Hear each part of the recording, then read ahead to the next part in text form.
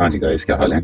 तो एक छोटा सा एक कॉन्सेप्ट है कि अगर हमें प्रॉफिट कैलकुलेट करना और इनकम स्टेटमेंट नहीं बनानी, लेकिन फिर भी एग्जामिनर बोले कि प्रॉफिट कैलकुलेट करो, या अगर वो बोले स्टेटमेंट ऑफ फाइनेंशियल पोजीशन बनाओ और इनकम स्टेटमेंट हम नहीं बना पा रहे, मतलब ना सेल्स हो ना परचेजेस हो और ना बैंक अकाउंट दिया हुआ हो कि हम सेल्स और परचेजेस निकाल लें थ्रू कंट्रोल अकाउंट्स। अगर ऐसी सिचुएशन और वो डायरेक्ट बोले बस एसओएफपी बना, या डायरेक्ट बोले कि आप सिर्फ प्रॉफिट कैलकुलेट करके बताओ, तो फिर उसमें एक सिंगल एंट्री टेक्निक लगती है, मतलब वही इनकम्प्लीट रेकॉर्ड्स वाली, जो हम एसओएफपी के जरिए प्रॉफिट निकाल सकते हैं। ठीक है, तो you don't do this in a normal situation, but you only do this जब आपको पहले एसओएफपी मांग ले वो और वो बोले बस इनकम स्टेटमेंट ना बनाओ, प्रॉफिट दिखाओ। मैं आपको एग्जांपल के तौर पे ये बता सकता हूँ कि देखो, लेट्स से अगर आपको इस तरह डेटा दिया हुआ है कि 1 जनवरी 2022 पे क्या सिचुएशन है, और आपको ये भी पता है कि 31 दिसंबर 2022 पे क्या सिचुएशन है, but you don't have a bank account, तो आप ये नहीं कर सकते हो कि आप कंट्रोल अकाउंट बनाकर रिसीवेबल से सेल निकाल लो और पेबल से परचेज निकाल लो। You only have the details of your assets and liabilities. Like you only know कि भाई जैसे लेट्स से उसने आपको बताया हुआ है कि हमारे पास मोटर वैन है, फिर हमारे पास मशीन है, फिर हमारे पास लेट्स से इन्वेंट्री बताई हुई है कि इन्वेंट्री कितनी है, फिर उसने लेट्स से हमें बताया हुआ कि ट्रेड रिसीवेबल्स कितने में टीआर लिख रहा हूँ, वो टच हो गया। Then he's also told you कि यार हमारे अदर रिसीवेबल्स कितने हैं। Okay, then let's say he's told you कि बैंक में कितने पैसे हैं, कैश एट बैंक या कैश एंड कैश पेमेंट दोनों साथ में दे दिए। और लेट्स से उसने आपको ट्रेड पेबल्स का बता दिया कि ट्रेड पेबल्स कितने हैं एंड मे बी लोन कितना है, ये बता दिया। ठीक है, if this information is given to us, ठीक है, और मैं ये पता करना हो कि 2022 में इस बिजनेस में प्रॉफिट कितना हो यूजिंग दिस इन्फॉर्मेशन, मैं इसकी कुछ वैल्यूज डाल देता हूँ। Let's say motor van is 30,000, everything is in dollars. Okay, इधर 30,000 थी मोटर वैन, लेट्स से 27,000 है मशीन, लेट्स से 63 थी, मे बी तो नहीं खरीदी होगी, so जैसे इन्वेंट्री लेट्स से पहले 4,000 है, बाद में 7,000 हो गई, ट्रेड रिसीवेबल्स लेट्स से 16,000 थे, 11 हो गए, अदर रिसीवेबल्स लेट्स से 300 थे, 500 हो गए, बैंक में सीम करो लेट्स से $20,000 थे, 31,000 हो गए, pebbles were 15,000, let's say end में 10,000 है, लोन लेट्स से शुरू में नहीं था और एंड में 3,000 कर रहे हैं। तो इफ यूजिंग दिस इन्फॉर्मेशन, अगर मैं आपको देता हूँ मुझे बताओ इस बिजनेस को कितना प्रॉफिट फॉर द ईयर हुआ है, लेट्स से इनका प्रॉफिट फॉर द ईयर कितना है, अगर हमें ये कैलकुलेट करना है without making any document, let's say SOFP भी नहीं बनानी, इनकम स्टेटमेंट भी नहीं बनानी, हमें सिर्फ ये बताना है कि हमें कितना प्रॉफिट हुआ पूरे साल में। अगर हमें ये बताना हो कि मैं पूरे साल में कितना प्रॉफिट हुआ, इसके लिए देखो हम ये मेथड यूज करते हैं, it's really simple. All you do is this, आपको पहले एक इक्वेशन समझनी होगी, ठीक है, व्हिच इज दिस। मैं फिर इस क्वेश्चन को कंप्लीट करता हूँ। देखो, पहले आपको इस रिलेशनशिप को समझना पड़ेगा। जो हम एसओएफपी के अंदर भी कैपिटल सेक्शन बनाते हैं वो ये होता है, बेसिकली हम ये दिखाते हैं ना कि स्टार्ट में कितना कैपिटल था, उसके अंदर हमारा जो भी प्रॉफिट होता है पूरे साल का वो हम क्या करते हैं, ऐड। अगर कोई ड्राइंग्स ओनर ने करी होती है तो वो हम करते हैं माइनस, ठीक है। और अगर कोई एडिशनल कैपिटल ओनर ने इन्वेस्ट किया तो वो भी ऐड करते हैं।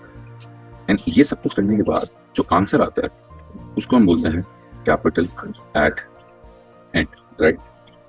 अब इस फॉर्मूला से या इस इक्वेशन से हम इजीली अपना प्रॉफिट निकाल सकते हैं। वो इस तरह निकाल सकते हैं कि हमारे पास इतनी इन्फॉर्मेशन दी हुई होती है सवाल में कि हम कैपिटल एट स्टार्ट और कैपिटल एट एंड तो निकाल सकते हैं आराम से। तो ऐसे निकाल सकते हैं कि बेसिकली देखो, अगर मैं इस पहली वाली लिस्ट को इस्तेमाल करूँ, इसको मैं यहाँ पे हाईलाइट कर रहा हूँ, तो इससे मुझे पता चल सकता है कि बिजनेस का कैपिटल एट स्टार्ट कितना।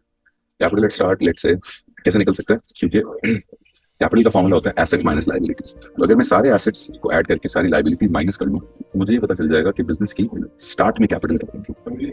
अगर मैं यहाँ से कैलकुलेट करने की कोशिश करूँ तो देखो, अगर आप ऐड करो, आप basically plus plus plus plus plus plus minus अगर करोगे तो आपको पता चल जाएगा कि हमारा कैपिटल एट स्टार्ट कितना है। तो कैपिटल एट स्टार्ट जो होगा वो होगा 30,000 plus 60,000 plus 4,000 plus 16,000 plus 300 plus 20,000 minus 15,000।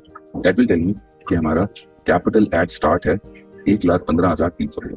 Does that make sense? 30 plus 60 plus 4 plus 16 3 plus 20 minus 15, exactly, सही है। इसी तरीके से मैं कैपिटल एट एंड भी ढूंढ सकता हूँ। वो कैसे ढूंढ सकता हूँ? Same, but I should use this list, slide blue वाली लिस्ट। वाई? बिकॉज इससे हमें पता चल सकता है कि हमारा एंड में कितना कैपिटल है. All I need to do is 27,000 plus 80,000 plus 7,000 plus 11,000. Sorry मेरा कैलकुलेटर हो गया. Plus 80,000 plus 7,000 plus 11,000 plus 500 plus 31,000 minus 10,000 minus 3,000. So this would give me probably 143,500. So what I'm trying to say is I have my capital at start and I also have my capital at end. अच्छा, example के अंदर ही अगर इस तरह का सवाल आएगा तो एग्जामिनर ने जरूर आपको वो ये भी बताएगा कि ड्यूरिंग द ईयर एक एडिशनल इन्फॉर्मेशन भी दी हुई होगी जो मैंने सॉरी मिस कर दी एग्जाम्पल बनाते वक्त.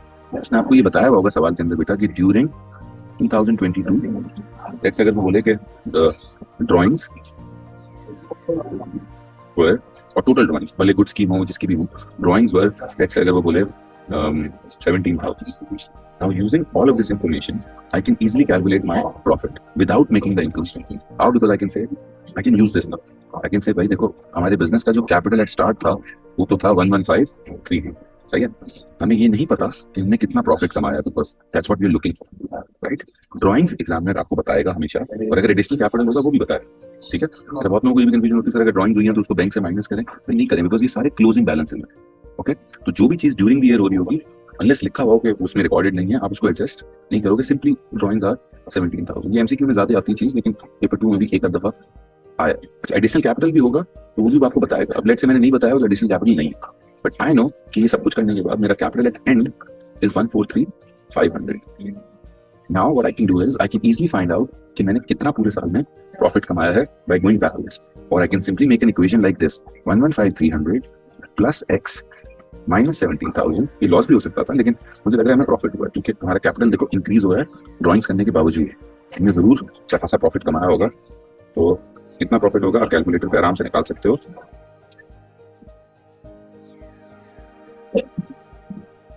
I think your profit should be 45,200 क्योंकि अगर आप 115,300 में 45,200 ऐड करो और 17,000 माइनस करो तो यू शुड गेट 143,500. तो this is one technique which you can use अगर हमें इनकम स्टेटमेंट नहीं बनानी और डायरेक्ट प्रॉफिट निकालना.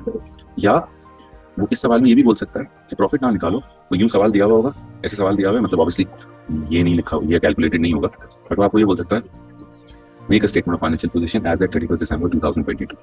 अब अगर इस इन्फॉर्मेशन को यूज करते हुए आपको स्टेटमेंट ऑफ फाइनेंशियल पोजीशन बनानी है एज एट 31 दिसंबर 2022 तो चलिए easy. All you need to do is आपने सारी वैल्यूज 2022 वाली लेनी मतलब दिसंबर वाली. मतलब आप इसी चीज को एक ऑर्डर में अरेंज कर सकते हो. जैसे you can say non current assets. अब नॉन करंट एसेट्स में हमारे पास क्या आएगी मोटर वैन है और मशीन है. We don't need to show any depreciation वगैरह क्योंकि ये बुक वैल्यूज होती है. ओके. ये ऑलरेडी नेट वैल्यूज हैं तो हमने यहाँ पे 27,000 और 80,000 लिखा तो ये आ गया 107,000. देन हमने करंट एसेट्स दिखाए उसमें भी है inventory trade receivables other receivables and bank.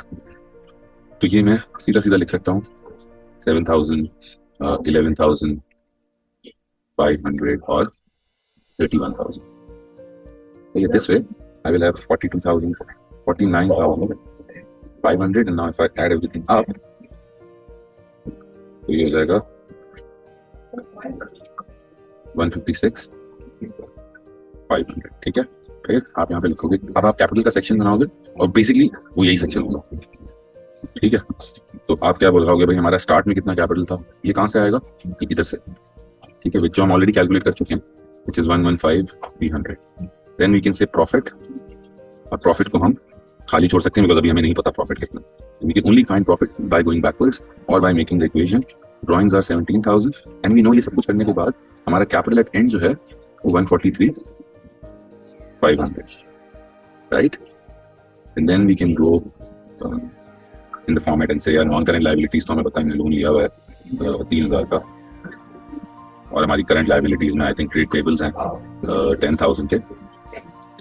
ठीक है. तो if we add everything up this would be 156,500 but we need to find this. तो ये हम सिंपली कैसे निकाल सकते हैं 143,500 में 17,000 प्लस करो ये माइनस करो मतलब उल्टा जाके आप ये निकाल सकते हो कि हमें 45,200 का प्रॉफिट हुआ होगा. ठीक है. तो this is something which I was like class में कराने से अच्छा आप ये आराम से समझ सकते हो. ऑलराइट.